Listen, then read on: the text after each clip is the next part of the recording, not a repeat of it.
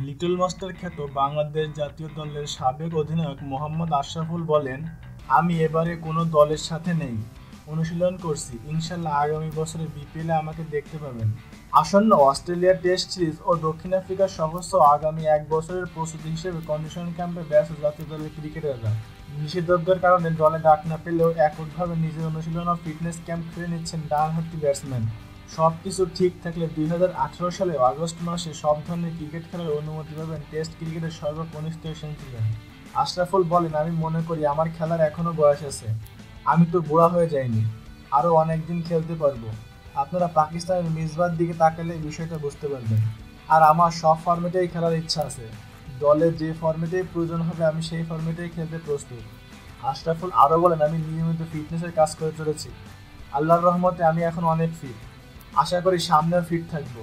সামনে জাতীয় লিগ, আমি সেটাই ভাবছি, আর সেই অনুযায়ী অনুশীলন করে যাচ্ছি। আমাদের এই ভিডিওটি যদি আপনাদের ভালো লেগে থাকে তাহলে লাইক এবং শেয়ার করুন, কোনো মন্তব্য থাকলে কমেন্ট করুন এবং পরবর্তী আপডেটের জন্য আমাদের চ্যানেলটি সাবস্ক্রাইব করুন।